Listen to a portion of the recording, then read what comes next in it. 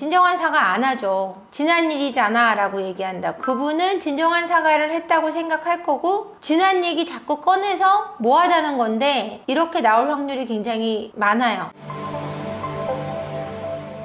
안녕하세요. 세포언니 한재원입니다. 오늘 바람의 시그널을 아시나요?로 시작을 하는데요. 바람의 시그널이 뭘까요? 일단 어떻게 눈치채냐 이 얘기를 제가 해드리고 싶은 것 같아요. 어떻게 눈치를 채냐면요. 일단 바빠지죠. 눈을 피하기 시작합니다. 눈을 피하기 시작하고 이상하게 잘해주거나 이상하게 짜증내거나 안 사던 옷을 사거나 속옷을 사거나 안 뿌리던 향수를 뿌리거나 굉장히 분주해지죠. 혼자 바빠요. 가족끼리 같이 바빴던 사람이 혼자 바빠지기 시작하고요. 왠지 모를 향이 납니다. 이상한 에너지가 돌아요. 여러분 감이 있잖아요. 감이 이 사람 예전하고 다른데 라는 느낌이 있어요. 그 시그널이 있고요. 뭔지 모를 그 감이 오실 거예요. 그리고 다른 시그널은 뭐냐면 굉장히 우울해하거나 힘들어하거나 외롭다고 하거나 이러면 그것도 조금 고민해 보셔야 돼요. 고민을 하셔야 되고요. 그렇게 됐을 때 밖으로 돌 수 있는 어떤 돌파구를 찾으려고 합니다. 그러면 이때부터는 위험해지는 거예요. 현실에 대한 부정을 시작해요. 현실을 너무너무 힘들어해요. 현실이 마음에 안 든다. 지금 너무너무 힘들다. 이런 얘기 많이 하고요. 혼자 있고 싶다라는 얘기하면은 거의 90% 이상은 문제가 있다고 생각하시면 돼요. 이런 게 시그널입니다. 이렇게 됐을 때 여러분 빨리빨리 이제 상황을 정리하셔야 돼요. 바로 뭔지 이제 뒤를 밟으시거나 뒤지시거나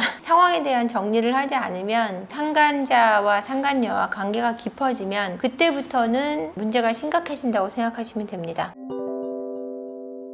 여러분들이 생각하시는 바람의 시그널은 뭔가요? 힘들어 하죠. 갑자기 짜증내고 제가 오늘도 메일을 한 통 받았는데요. 지금 별거 6개월째 하고 있고 제가 자세하게 읽어보지는 못했는데 바빠서 남편이 갑자기 혼자 있고 싶다 그러고 집을 나갔다고 하네요. 집을 나가서 너 때문에 힘들고 뭐 너랑 같이 있고 싶지 않고 혼자 있고 싶고 나는 뭐냐 아빠로서만 살았다 이러고 집을 나갔다고 그러시는데 제가 볼 때는 이것도 외도일 가능성이 높은데 아내분은 남편분 걱정을 하시더라고요. 어떻게 하면 좋냐 이거는 내가 어떻게 하면 남편을 돌아오게 할 수 있냐 이런 말씀을 하시는데 내가 어떻게 한다고 돌아오는 문제가 아니고요. 본인이 정신을 차려야 돼요. 내가 어떻게 할 수 있는 문제는 아닌 것 같아요. 여러분이 만약에 지금 바람의 시그널을 눈치를 채셨다면 지금 상황에서는 더 확실하게 그 문제를 잡아서 그 관계를 끊어 놓으셔야 되는 때 같습니다. 바람을 피면 단번에 이혼을 할 것 같지만 생각처럼 이혼이 쉽지 않아요, 여러분. 나는 그 꼴은 못 봐 라고 얘기하시잖아요. 그렇게 되지 않아요. 그렇게 쉬운 게 이혼이면 이혼 안 하는 가정이 거의 없을 겁니다. 바람을 폈다 그래서 나는 당연히 이혼할 수 있어 이렇게 생각하실 건 아닌 것 같아요. 제가 힘든 일을 겪었을 때 가장 힘이 됐던 건 내가 속상한 상황에 있어서 나를 이해해주는 사람과의 대화였던 것 같아요. 그래 네가 한다고 했는데 그래 네 마음 알아. 네가 엄마로서 아이들을 지키려고 하는 마음 알아. 이런 말을 해주던 친구, 지인 이런 분들에게 위로를 참 얻었던 것 같아요. 근데 그것도 어느 정도 지나면은 또 지치기는 하는데요. 여러분들이 저한테서 그런 힘을 얻으시는 것 같기는 해요.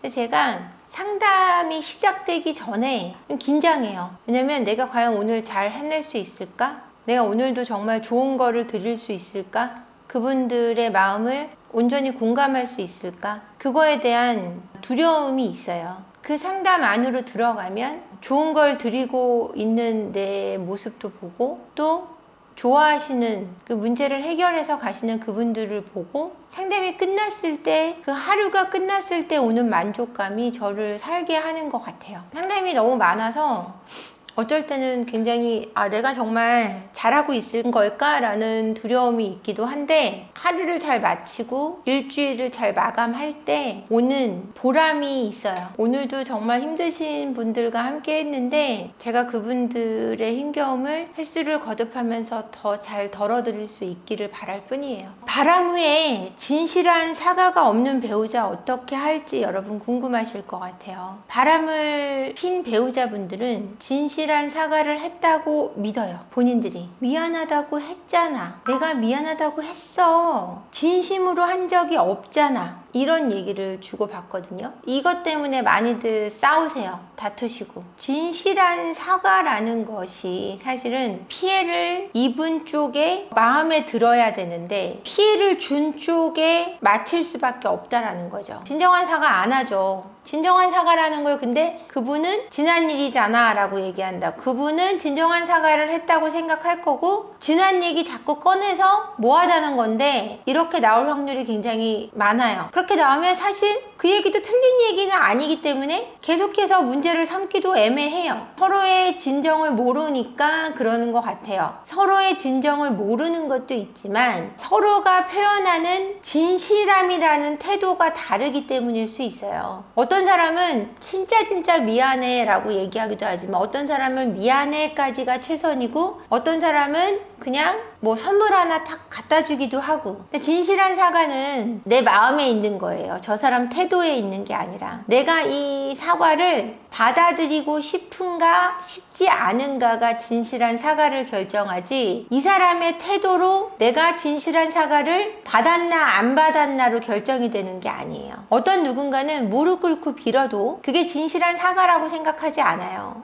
쇼하네? 이렇게 받아들여요. 그럼 진실한 사과가 아니잖아요. 근데 누군가는 무릎이라도 꿇어 했을 때 꿇으면 그게 진실한 사과야 라고 생각하지만 하지만 그래봤자 요행이야 라고 말하기도 해요. 어차피 요행인데 뭐 꿇라 그래서 꿇었다고 다는 아니야, 또 이렇게 받아들이기도 한단 말이에요. 그러니까 진실한 사과는 내가 판단해요. 내가 내 마음에 있는 거예요. 저 사람이 허리 쿡 찌르면서 아 진짜 미안해 라고 얘기했을 때 내가 이 사람과 관계를 이어가고 싶고 여기서 그만 화를 내고 싶을 때 그래 이 정도면 진짜 사과하는 거, 이 사람 성격에서 이만큼이면 사과하는 거야, 이렇게 받아들였을 때 또 이게 진실한 사과예요. 그러니까 이거를 진실한 사과를 했네 안 했네 갖고 싸울 일은 아니라는 거죠. 오늘 제가 어떤 분에게 마음고생 하시다가 이혼을 결심하셨다는 카톡을 받았습니다. 남편의 오랜 정서적 외도로 마음고생을 하시는데 이분이 이제는 남편이 도와줘야 되겠다, 이게 놔줘야 되겠다라는 판단이 서신다고 이렇게 말씀을 하시는데 본인이 행복하기 위한 결정이라면 저도 지지를 합니다.